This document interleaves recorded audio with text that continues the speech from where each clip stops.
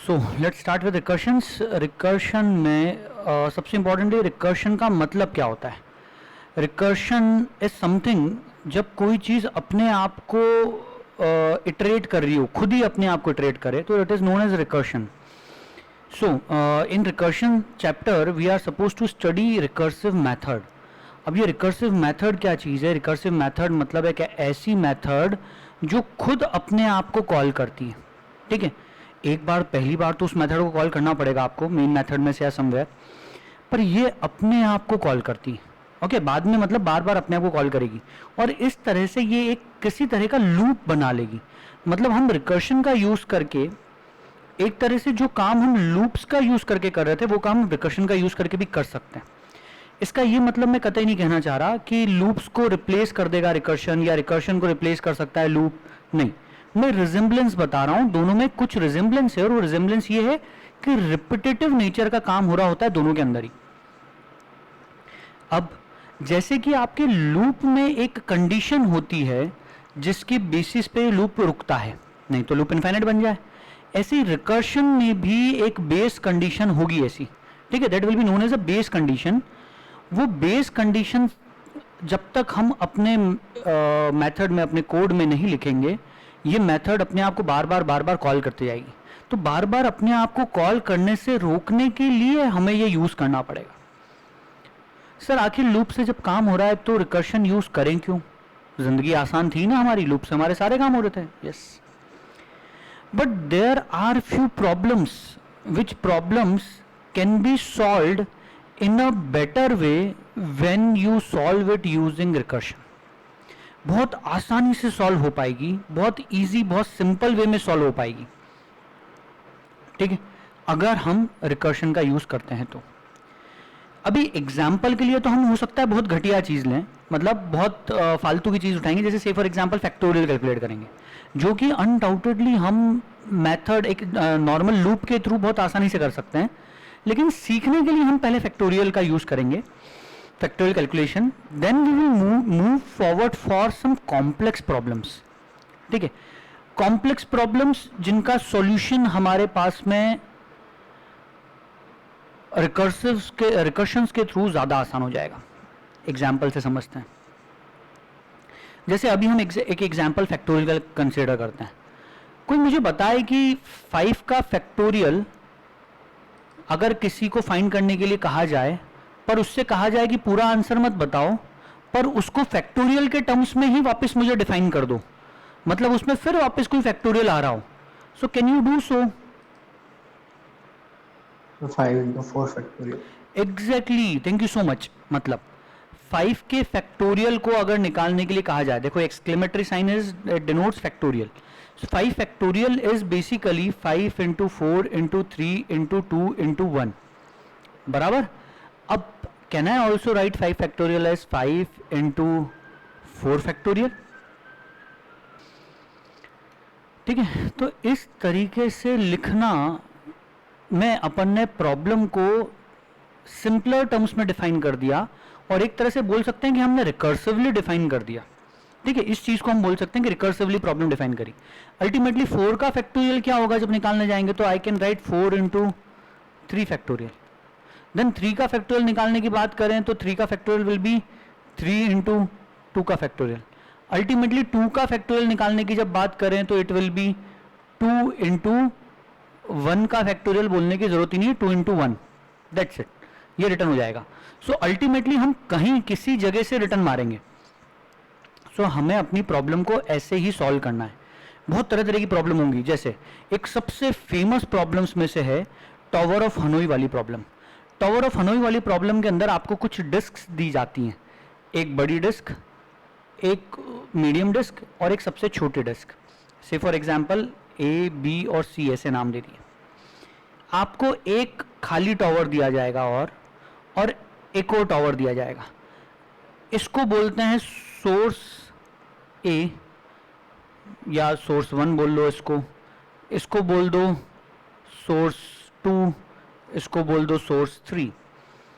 ठीक है, या सॉरी सोर्स ना बोलते हुए इनको नाम डिफरेंट चेंज कर देते हैं, इसको बोल दो सोर्स, इसको बोल दो डेस्टिनेशन और इसको बोल दो टेम्पररी कुछ। करना ये है इस प्रॉब्लम के अंदर कि आपको ये तीनों डिस्क को अल्टीमेटली यहां पे शिफ्ट करना है डेस्टिनेशन पे। पर एक रूल है छोटा सा इसमें कि आप एट अ टाइम सिर्फ एक डिस्क मूव कर सकते हो, ठीक है, सिर्फ एक, जैसे सी को मूव करा, फिर बी को, फिर ए को, आप एट अ टाइम सिर्फ एक डिस्क मूव कर पाओगे। दूसरा, कभी भी छोटी डिस्क के ऊपर बड़ी डिस्क नहीं आ सकती है, मतलब सी के ऊपर बी नहीं आ सकता या बी के ऊपर ए नहीं आ सकता, कभी भी किसी भी टाइम में। अब इस तरह के प्रॉब्लम को जब हमें सॉल्व करना है, आप अनडाउटेडली थोड़ा दिमाग लगाओगे, आप यहाँ पे स्टेप्स लिख सकोगे। क्या स्टेप्स लिख पाओगे कि first move C to temp, then move B to destination, ठीक है, then move C to destination, then move A to temp, then move, फिर इधर से क्या करोगे, फिर इधर से उठाओगे सी को इधर लाओ, फिर बी को इस पे लाओ, फिर सी को इस पे लाओ। अच्छा, मैंने फाइनली सॉरी टेम्प पे शिफ्ट कर दिया सबको, हम इसी तरीके से शिफ्ट करवा के डेस्टिनेशन में पहुंच सकते हैं। पर ये तो आपने क्या करा, अभी सॉल्यूशन सिर्फ 3 डिस्क्स थी तो जिंदगी आसान थी। यहीं पे अगर 4 होती या 5 डिस्क होती या 6 डिस्क होती तो आप कैसे मूवमेंट करते। तो इस तरह की प्रॉब्लम को ऐसे देखें तो देख के डरेगा, घबराएगा कोई कि कैसे सॉल्व होगा, और स्पेशली प्रोग्रामेटिकली करना is very difficult. But once you solve the problem with 3 disks, अगर ये प्रॉब्लम सॉल्व करना आ जाती है तो 4 डिस्क से जिंदगी बहुत आसान होती है। पहले 3 डिस्क को शिफ्ट कर लो, फिर चौथी डिस्क के लिए बाद में वापस ये वाली प्रोसेस की जाती है। मतलब इस चीज को किसी तरह से रिकर्सिवली किया जाता है। मैं बहुत डिटेल में टावर ऑफ हनोई वाली प्रॉब्लम को डिस्क्राइब नहीं कर रहा, ठीक है, सॉरी, प्रॉब्लम डिस्क्राइब कर दी मैंने आपको, tower of Hanoi, but I am not describing you how to solve it. बहुत ब्यूटीफुल चीज है, एग्जाम में नहीं आना है, सिलेबस में लिखा हुआ है कि आप लोग इस प्रॉब्लम को सॉल्व खुद से करने का दिमाग लगा सकते हैं। This is very good exercise for your brain. और 12th में स्पेसिफिकली अगर मैं आपको बताऊं तो आपको बहुत अच्छे प्रोग्राम्स हैं। मतलब जो अपन ने 10th में जो सीखा ना, 10th में तो हमने सिर्फ लूप्स को यूज करना सीखा, एक तरह से समझो।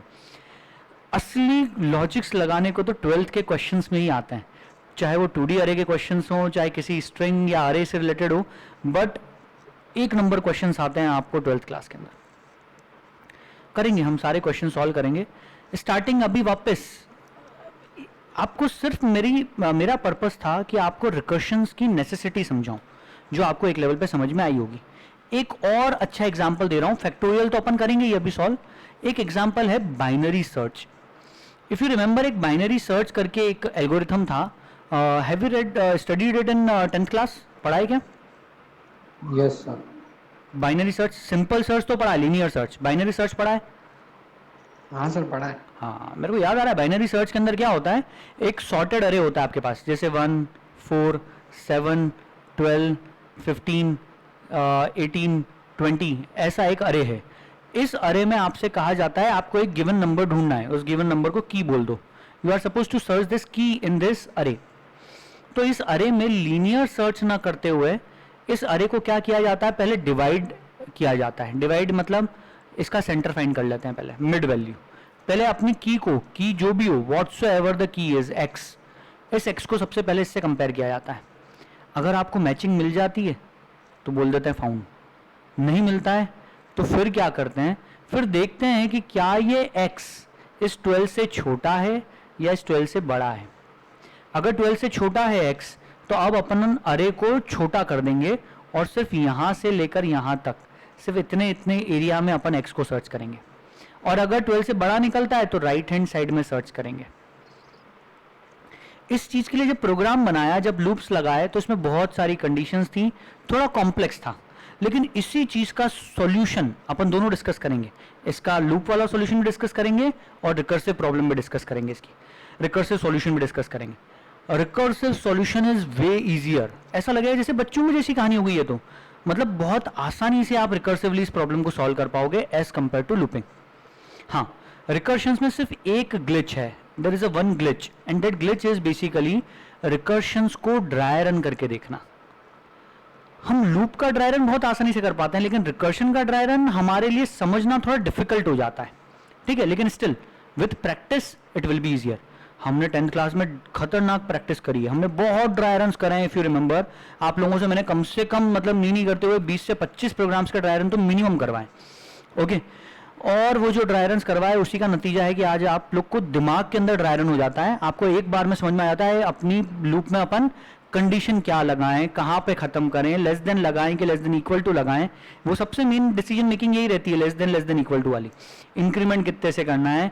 तो ये सारी चीजें हम आपके दिमाग में ऑटोमेटिकली आने लगी। In the same way recursion में भी एक बार हम अगर इसका ड्राई रन देख लेंगे तो हमारी चीजें दिमाग में बहुत आसानी से आएगी। चलो, so let's straight forward start with recursions का ड्राई रन, है ना। इसमें एक पहले प्रॉब्लम को सॉल्व करेंगे, देन ड्राई रन करेंगे। फैक्टोरियल से स्टार्ट करेंगे, पहले थोड़ी थियरी पढ़ते हैं।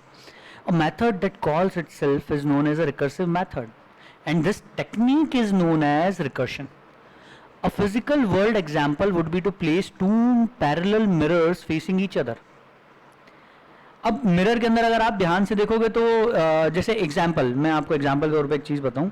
मैंने मान लो ये स्क्रीन अभी आप लोगों से शेयर कर रखी है और इस स्क्रीन के ऊपर ही मैं जिस चीज़ से मैंने ये स्क्रीन शेयर करी है उसी चीज़ को यहाँ ओपन कर दूं तो उसके अंदर एक रिकर्शन आ जाएगा, एक तरह का स्क्रीन के अंदर स्क्रीन देखने लगेगी। जैसे जब मिरर्स को एक दूसरे के सामने रख दिया तो मिरर के अंदर मिरर, इस मिरर के अंदर ये मिरर, इसके अंदर, it would be recursive. Are you able to understand कि रिकर्शन क्या है बेसिकली? कोई कंफ्यूजन रिकर्शन समझने में, रिकर्शन क्या चीज है रियल लाइफ में? Any object between them would be reflected recursively, वो रिकर्सिवली रिफ्लेक्ट होती जाएगी एक के अंदर एक। ठीक है, ट्राई करके देख सकते हो। सबसे अच्छी जगह होती है जो हेयर सलून्स होते हैं, वहां जाओ, एक बार में मिलेगा। एग्जाम्पल, जैसे मैंने मेन मेथड बनाई, मेन मेथड में से मैंने रिकर्शन वाली रिकर्सिव मेथड कॉल करी, सिर्फ लिखा रिकर्स। और रिकर्स वाली मेथड के अंदर मैंने क्या करा, इसके अंदर से इसी मेथड को वापस कॉल कर रहा हूं। ठीक है, आगे पीछे कुछ कोड लिखेंगे, सिर्फ इतना सा लिख के नहीं छोड़ेंगे, हमें एक बेस कंडीशन लगानी पड़ेगी रोकने के लिए। लेकिन अभी मानो कि यही मेथड अपने आप को कॉल कर रही है, this is known as recursion. ये नॉर्मल मेथड का कॉल था, मेन मेथड में से जब अपन ने इसको कॉल करा दिस इज नॉर्मल कॉल, लेकिन जब इस मेथड में से इसी को कॉल कर दिया this is known as recursive call. In the above program recurse method is called from inside the main method at first, ये normal method call. Also recurse method is called from inside the same method recurse, this is recursive call। अब सबसे important, what is the base condition in recursion? Base condition की बात करी मैंने आपसे। Base condition वो होगी जो अल्टीमेटली आपके रिकर्शन को तोड़ेगी, नहीं तो क्या होगा, ये सबसे पहले मेन मेथड से ये मेथड कॉल हुई, इसके अंदर कोड चला, फिर वापस यही मेथड कॉल हुई, मतलब वापस कॉल यहाँ गया, फिर इसके अंदर के स्टेटमेंट चलेंगे, फिर कॉल यहाँ चले जाएगा, फिर इसके अंदर के स्टेटमेंट चलेंगे, फिर कॉल चले जाएगा। ये जो प्रोसेस है, ये जो रिकर्शन है, ये ब्रेक कब होगा? तो उसके लिए हमारे पास होती है base condition.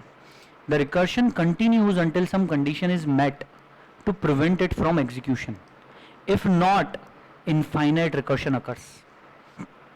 Hence to prevent infinite recursion, if else statement और similar approach can be used. समझ में आ रहा है? इनफाइनाइट रिकर्शन को रोकने के लिए हम बेसिकली इफ एल्स का यूज करेंगे। कुछ एक चीज आपको ध्यान आ रही होगी, ये जैसे अपना लूप लगाते थे अपन, लूप में अगर अपन ने कंडीशन यूज नहीं करी है पर अपने को लूप को अंदर से रोकना है, कैसे रोकते थे?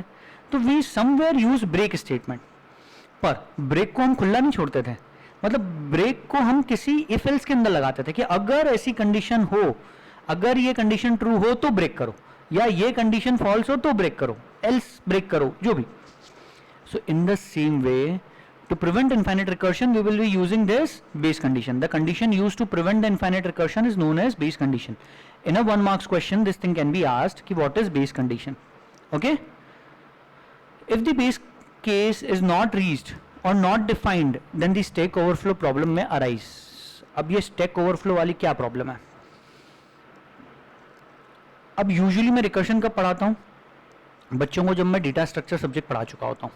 डेटा स्ट्रक्चर्स के अंदर हम स्टैक्स, क्यूज, ये टॉपिक पढ़ेंगे और वहाँ पे हमको पता चलता है कि स्टैक्स का बेसिक यूज़ कहाँ होता है प्रैक्टिकली, प्रोग्रामिंग में या कंप्यूटर में स्टैक्स कहाँ यूज़ में आते हैं। रियल लाइफ में तो स्टैक जैसे वो आपके कपड़ों की थप्पी लगी हुई है, कॉइन्स एक के ऊपर एक रखे हैं, शादी के अंदर प्लेट्स रखी रहती हैं जब शादियों में जाते हैं अपन खाना खाने के लिए रिसेप्शन में, सो वो जो प्लेट्स लगी रहती हैं that is also in stack. तो बहुत सारी जगहों पे स्टैक होता है रियल लाइफ वर्ल्ड में, पर प्रैक्टिकली कंप्यूटर में स्टैक की जरूरत कहाँ पड़ती है? सो कंप्यूटर में स्टैक की सबसे मेन जरूरत पड़ती है जब आप मेथड्स को कॉल करते हो। रिकर्शंस के लिए नहीं बोल रहा हूँ सिर्फ, एनी मेथड कॉल, किसी भी तरह के मेथड्स कॉल में स्टैक की ज़रूरत होती है, और उस स्टैक को मेथड स्टैक्स या फंक्शन स्टैक भी कहा जाता है। और वो स्टैक आपका ऑपरेटिंग सिस्टम मेंटेन करता है आपके लिए। ऑपरेटिंग सिस्टम मतलब आपका कंप्यूटर के अंदर जो डला हुआ है, विंडोज 10, एंड्रॉयड, ठीक है। हो सकता है जावा इंटरप्रेटर आपके लिए मेंटेन करे, क्योंकि अभी फिलहाल अपन अपना प्रोग्राम, जावा का प्रोग्राम जब चलाते हैं तो वो किस पे चलता है, वो चलता है जावा के इंटरप्रेटर पे, मतलब जेवीएम पे। अब उसमें एक लिमिट है कि आप कितनी मेथड्स कॉल कर सकते हो। जैसे मान लो मैं बैठ गया, फुर्सत में था, मैंने बनाई 5000 मेथड्स बना दी मैंने, है ना, मान लो बनी हुई, या बनी हुई है 5000 मेथड्स। मैंने पहले में से दूसरी कॉल करी, दूसरी में से तीसरी, तीसरी में चौथी, चौथी में से पांचवी। ऐसी कुछ लिमिट होगी ना कि मैं कहां से कहां तक मेथड्स कॉल कर सकता हूं। तो वो लिमिट तय होती है इस स्टैक से। ये स्टैक की साइज कितनी है, ठीक है। मान के चलो स्टैक की साइज है 200 या 500, तो मैं मैक्सिमम जो मेथड्स कॉल कर पाऊंगा, मेथड में से मेथड में से मेथड में से मेथड में से मेथड की बात कर रहा हूं, ठीक है, वो मैं कॉल कर पाऊंगा मैक्सिमम 500, ठीक है। मैं ऐसा नहीं कह रहा कि एक मेथड में से 500 मेथड कॉल कर सकता हूं। एक मेथड में से जितनी चाहो उतनी कॉल करो। एक मेथड में से मैंने एक कर ली, फिर दो कर ली, फिर वो दूसरी वाली खत्म हो गई तो तीसरी कर ली, फिर तीसरी वाली खत्म हो गई तो चौथी कर ली। खत्म होने की बात नहीं कर रहा हूं, मैं बोल रहा हूं अभी खत्म नहीं हुई, एक में से दूसरी को कॉल करा। जैसे आपको ध्यान हो अपना एग्जाम्पल, अपन चले यहां से इंदौर, इंदौर से मुंबई, मुंबई से गोवा, गोवा से बीच, बीच से बोट, ठीक है। ये अपनी मेथड्स को अपन ने सीक्वेंस में कॉल करा था। फिर रिमेंबर दिस एग्जांपल। अभी अपन रिटर्न नहीं आए, रिटर्न कब आएंगे, जब वो सबसे अल्टीमेट जो मेथड हमने कॉल करी वो मेथड का पूरा कोड चल के खत्म हो जाएगा, तब हम रिटर्न आना शुरू होंगे, राइट। पर मान लो मैंने क्या करा, मैं ऐसा काम इन्फाइनेटली करते गया। इन्फाइनेटली मतलब मैंने 400-500 बार कर दिया। बोट में से मैंने कोई सी और कॉल कर ली, बोट में से सी में से शेल, शेल में से O something something something something I am calling. अगर मैं ऐसा लगातार कॉल करते जाऊं तो ये मेथड्स आके स्टैक पे रखाती जाएंगी और स्टैक फुल हो जाएगा। This problem is known as stack overflow problem. तो ऐसे ही अगर रिकर्शन इनफाइनाइट हो गया तो इनफाइनाइट स्टैक ओवरफ्लो प्रॉब्लम आएगा। यस, तो बार बार अभी स्क्रीन जा रही है सर, और बंद भी हो रहा है। Okay, so why to use recursion, अभी हम इस चीज को नहीं समझ रहे। एक लेवल पे तो बता दिया आपको कि रिकर्शन क्यों यूज करना चाहिए, उससे प्रॉब्लम सिंपलर हो जाते हैं। कुछ केस में प्रॉब्लम्स के सॉल्यूशन ज्यादा सिंपलर आप डिवाइस कर सकते हो। लेकिन अभी जब तक अपन प्रैक्टिकली देखेंगे नहीं, आपको समझने में डिफिकल्टी आएगी। So let's talk about factorial. अब मुझे फैक्टोरियल के लिए प्रोग्राम बनाना है, ठीक है। So let's see the code. मेरे को मेरी हैंडराइटिंग के लिए प्लीज पार्डन मी। तो अपन सबसे पहले यहाँ पे बनाते हैं मेन मेथड। मेन मेथड के लिए मैं पूरा कोड नहीं लिख रहा, public static void main string ARGS आप देख लेना, ठीक है। यहाँ से मैंने यूजर से इनपुट लिया, से फॉर एग्जांपल स्कैनर बनाया और यूजर से इनपुट लिया int number is equal to SC dot next int, ठीक है। ये यूजर से इनपुट आ गया। इसके बाद what I am doing is, अब मैं यहाँ पे लिख रहा हूँ एक मेथड को कॉल करेंगे जो अपने को फैक्टोरियल कैलकुलेट करके देगी। तो मैंने लिखा int fact is equal to calc factorial, ये मेथड है, और इसको मैंने नंबर पास करा। इस नंबर का फैक्टोरियल कैलकुलेट करके फैक्ट में स्टोर हो जाएगा। हम system dot out dot println के थ्रू फैक्टोरियल को प्रिंट कर देंगे, ठीक है। नाउ ये तो मेन मेथड हो गई। अब बनाते हैं कैल्सी फैक्टोरियल मेथड। तो फर्स्ट सबसे पहली चीज़ वो अभी अपन फिलहाल में उसको पब्लिक रख रहे हैं, मेन मेथड से कॉल कर सकें इसीलिए स्टैटिक रख रहे हैं, बिना ऑब्जेक्ट बनाए कॉल करना है अपने को। दूसरा रिटर्न टाइप इंटीजर वैल्यू है तो इंट रख रहा हूँ, और यहाँ पे रख दिया कैल्सी फैक्टोरियल, ये नाम रख दिया, कैच करा, ये आ गया नंबर, ठीक है। अब मैं नाम अभी एक सेकंड है ना, बहुत बड़ा रहेगा अपने लिए वापस बार बार उसको करना। So calci fact, I am just putting the name calci fact, okay. इसको चेंज कर देता हूँ, this is only calci fact, और ड्राई रन करने में आसानी होगी इसलिए यहाँ नंबर को कैच कर लिया। नाउ अब फैक्टोरियल हमको कैलकुलेट करना है, तो हमारे लिए तो बहुत आसान करनी थी। लूप लगाते, एक रिवर्स ऑर्डर में चलाते हैं, मल्टीप्लाई करवाते जाते हैं, और एक एक्यूमुलेटर के अंदर स्टोर करके, एक वेरिएबल में स्टोर करके और रिटर्न करवा लेते हैं। पर अब हम उससे बेहतर चीज़ देखना चाह रहे हैं, कुछ मतलब रिकर्सिव टर्म्स में, बेहतर नहीं सॉरी, बट रिकर्सिव टर्म्स में देखना चाह रहे हैं हम बेसिकली। कैलकुलेट फैक्टोरियल वाला प्रोग्राम बेहतर नहीं है, नॉर्मल लूपिंग से, सिर्फ रिकर्शन सीखने के लिए देख रहे हैं। ओके, सो अब यहाँ पे मैंने क्या करा, मैंने एक वेरिएबल डिक्लेयर करा इंट रिजल्ट। ओके, और रिजल्ट में मैंने अभी डाल दिया रिजल्ट इज इक्वल टू 0। अब मैं यहाँ पे लिखता हूँ result is basically equal to, can I write जो भी नंबर आया था multiplied by कैल्सी fact of number -1। बहुत ध्यान से देखना क्या लिखा। मान लो मैंने यहाँ पे क्या दिया होता, अभी मैंने अभी इसके अंदर दिया होता 5 का फैक्टोरियल फाइंड करना है, तो कैसे फाइंड करें, तो नम खुद ही 5 है तो यहाँ 5 आ गया, multiplied by कैल्सी fact of num -1, मतलब इसी मेथड को वापस कॉल करा और 5 की जगह क्या पास हुआ इसको, अब नम -1 मतलब कि क्या जाएगा 4, तो basically this would be 5 into 4 factorial, जो हमने ऊपर देखा था। यहां तक समझने में कोई दिक्कत? वापस अब ये मेथड क्योंकि वापस कॉल होगी तो किसके लिए कॉल होगी, आपके इसको पास होगा 4, हमने यहां से 4 दिया ना, तो 4 पास होगा और वापस इसी जगह आएंगे, यही कोड चलेगा। बस डिफरेंस इतना होगा कि इस बार नंबर के अंदर 4 आया तो यहां पे लिखाएगा 4, यहां पे आ जाएगा 3 का फैक्टोरियल। ठीक है, चलो अभी कॉम्प्लेक्सिटी नहीं बढ़ाता, ड्राई रन करेंगे। अभी तो सिर्फ मैं एक लेवल पे आपको कोड लिखना सिखा, सिर्फ कोड बता रहा हूं कि मैंने क्या लिखा है, लिख दिया। पर ये वाली चीज हम कब तक करना चाहेंगे, जब तक हमें क्या ना मिल जाए, जब तक नंबर हमें 1 ना मिल जाए। अगर 1 है तो 1 का फैक्टोरियल क्या होता है, एनीवन नोस?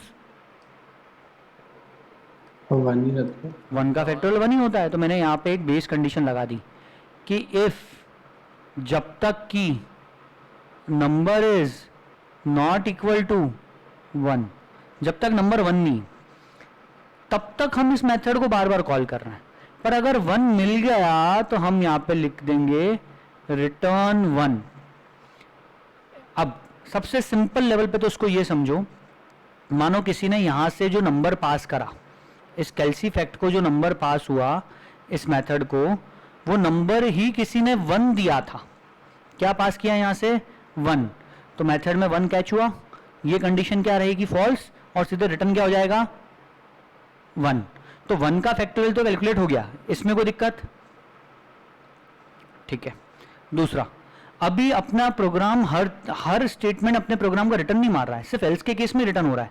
हमसे गलती हो गई, हमने इफ में रिटर्न नहीं लिखा कुछ, तो हम क्या करते हैं, हम यहाँ पे छोटा सा काम करते हैं, ये रिजल्ट में कैच ना करते हुए ये जो भी आंसर है इसको ऐसे कैसे रिटर्न मार देते हैं। Can I do so? क्या मैं ऐसा कैसा रिटर्न यहाँ पे लिख सकता हूँ? जो भी रिजल्ट आएगा इस चीज का, पहले ये सॉल्व होगा ऑब्वियसली, और इसका जो भी रिजल्ट आएगा वो अल्टीमेटली रिटर्न करवाएंगे। तो अपने को बेसिकली इस रिजल्ट वाले वेरिएबल की जरूरत नहीं है। ठीक है, समझने में कोई दिक्कत यहां तक? सर दिक्कत ही दिक्कत है, अभी तो कुछ समझ में ही नहीं आया हमको। कोई बात नहीं, आएगा, लेट्स सी। अब क्या करते हैं, अब इसका ड्राई रन करते हैं। सर दिख रहा है अब इतना छोटा करने पे? हाँ बोलो।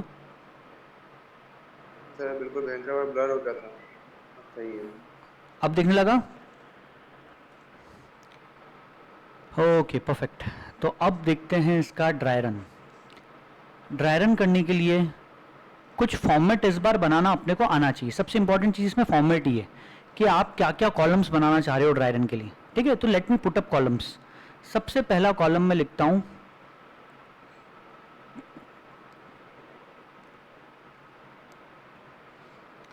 दूसरा कॉलम अपन लिखते हैं कि अल्टीमेटली क्या वैल्यू रिटर्न होके आई। ठीक है, या रिटर्न के पहले हम कंडीशन चेक करेंगे। So let me write condition कि क्या ये कंडीशन ट्रू है कि false, num is not equal to 1, this condition true और फॉल्स, ये लिखेंगे। Then let's come to return क्या हो रहा है अल्टीमेटली, और इसके बाद ये जो अपना स्टेटमेंट है ये ऐसा का ऐसा लिखते हैं यहाँ पे, नम इंटू कैल्सी फैक्ट ऑफ नम -1। ठीक है, सो लेट्स स्टार्ट।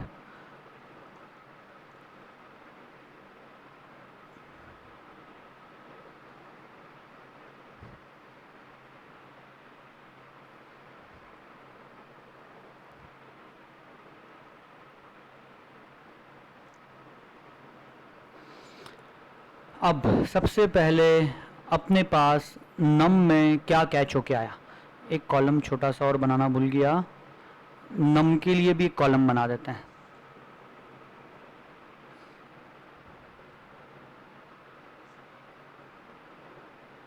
ठीक है, नम की वैल्यू क्या है। सबसे पहले नम में अभी एक एग्जाम्पल ले रहे हैं, थोड़ा छोटा लेते हैं, बहुत बड़ा नहीं लेते हैं, अभी 4 के लिए कर लेते हैं, 4 का फैक्टोरियल। यार ठीक है चलो कोई बड़ी बात नहीं, 5 फैक्टोरियल ले लेते हैं। 5 का फैक्टोरियल कैलकुलेट करना है तो नम की वैल्यू आई है 5, तो नम इज 5। जब नम इज 5 तो ये कैसे आया होगा, जब मेथड कॉल हुई होगी, मेन मेथड में से पहली बार ये मेथड कॉल हुई थी तब इसको पास हुआ था 5। ठीक है, ये सबसे पहला। अभी अपन कौन सी लाइन को चला रहे हैं, ये वाली लाइन चली। ठीक है, ये लाइन चली और 5 आया, तो नम के अंदर क्या आके असाइन हुआ, यहाँ पे इस नम वाले वेरिएबल का कॉलम बनाया अपन ने, इसकी वैल्यू है 5। Now let's move ahead. अब सबसे पहले अंदर की कंडीशन चेक होती है, नम की वैल्यू क्या है 5,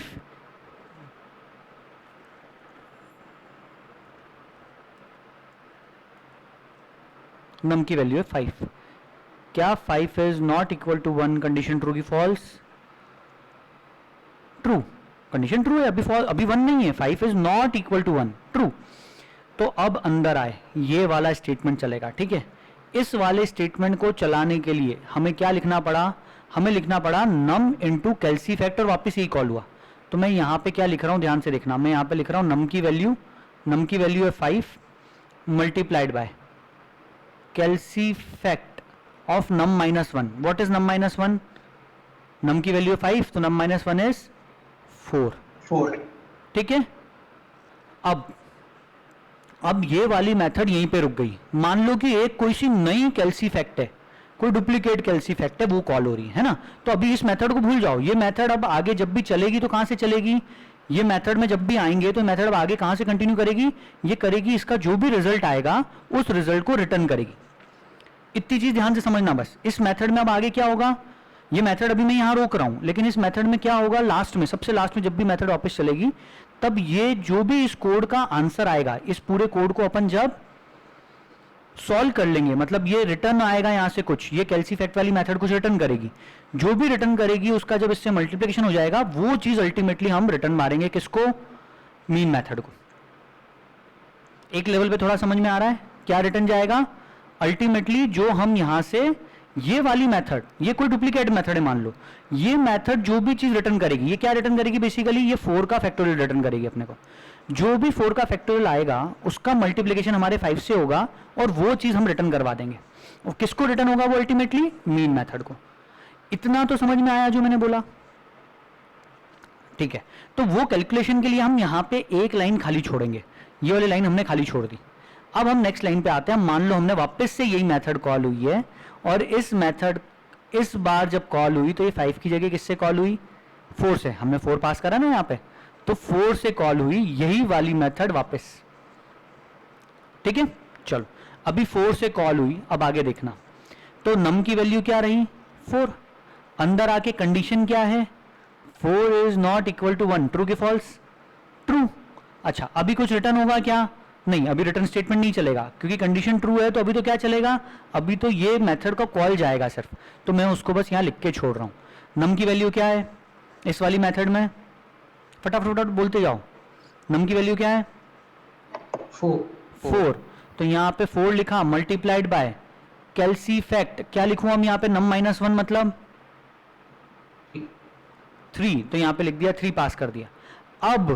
अब ये मेथड वापस यहीं पे रुक गई, इसके पास जब तक इस चीज का जवाब नहीं आएगा, 3 का फैक्टोरियल नहीं मिलेगा, तब तक वो मल्टीप्लाई नहीं कर पाएगी और तब तक रिटर्न नहीं हो पाएगा। ठीक है, यहां तक समझने में कोई दिक्कत, तो ये मेथड वापस यहां हॉल्ट हुई। अब क्या करें, अब वापस से ये मेथड कॉल हुई कैल्सी फैक्ट वाली, इस बार कैसे 3 से, तो नम की वैल्यू हुई 3, अंदर आए 3 is not equal to 1, condition true निकली, ये ट्रू निकली तो वापस ये वाले स्टेटमेंट पे आए, पर यहाँ अभी भी रिटर्न नहीं चलेगा, यहाँ पहले ये वाला पार्ट चला, तो यहाँ लिखना पड़ा 3 इंटू कैल्सी फैक्ट 2। क्लियर? नम -1 बोले तो 3 - 1 2 लिख सकता हूं, ठीक है? चलो आगे बढ़े। अब फिर से मैंने क्या करा, एक लाइन फिर खाली छोड़ रहा हूं उस चीज के लिए।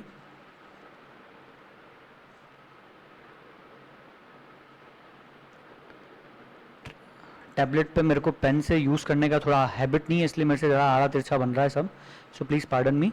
अब मेथड वापस से कॉल हुई, इस बार कैल्सी फैक्ट 2 के साथ। नम की value 2, 2 is not equal to 1, condition true की फॉल्स? ट्रू। फॉल्स। क्यों? 2 इज नॉट इक्वल टू 1। हाँ सर। ओके, सो यहां पे क्या लिखूं अब, यहां पे कोड नम की वैल्यू क्या है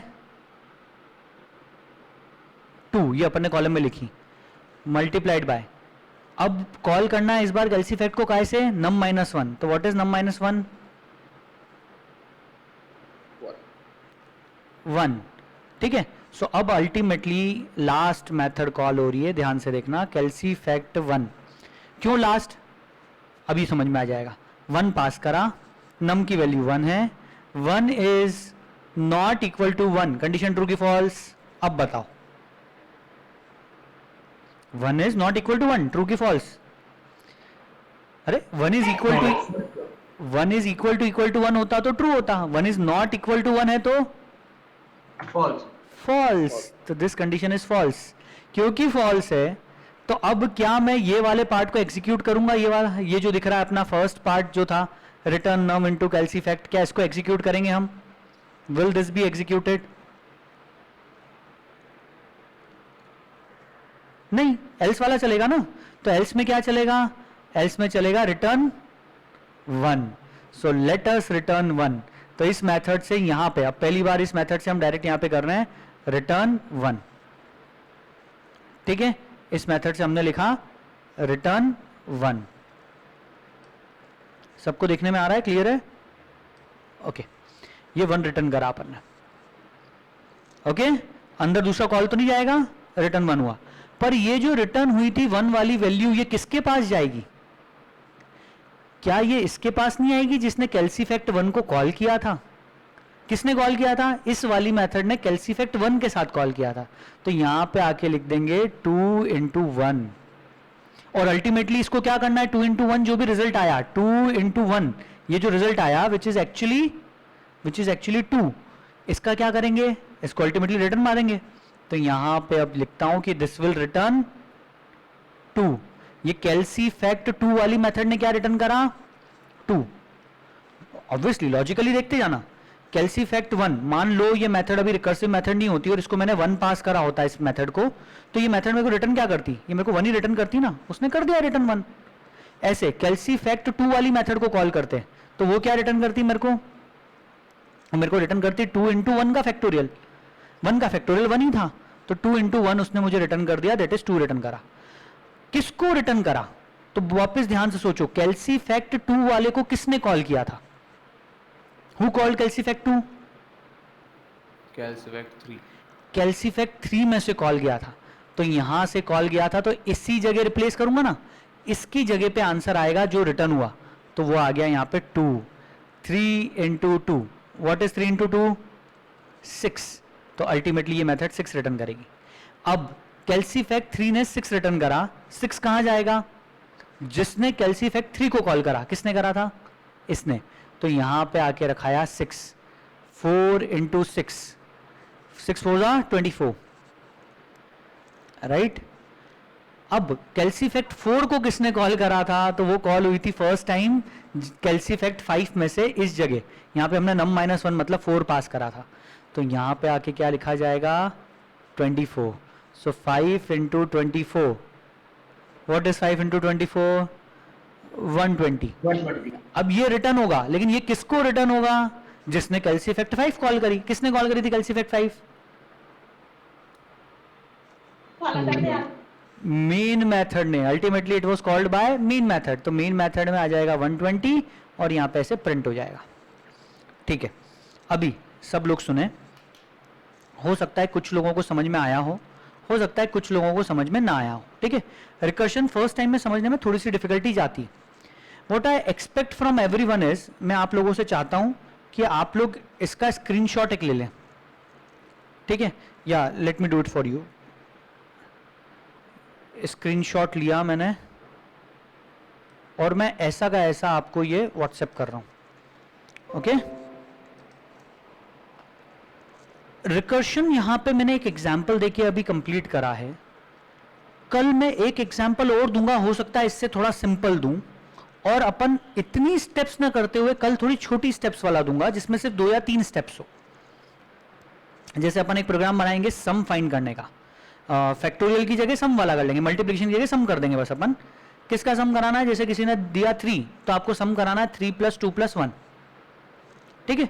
तो इस तरह का अपन एक प्रोग्राम बनाएंगे और धीरे धीरे आगे चल के आपको समझ में आएगा। अपन बहुत सारे प्रोग्राम यहाँ पे सॉल्व कर सकते हैं, जैसे किसी नंबर के डिजिट्स का सम कैलकुलेट करना, ठीक है, रिवर्स करना किसी नंबर का, ऐसे HCF फाइंड करना, highest common factor, GCD, greatest common divisor, एक ही चीज।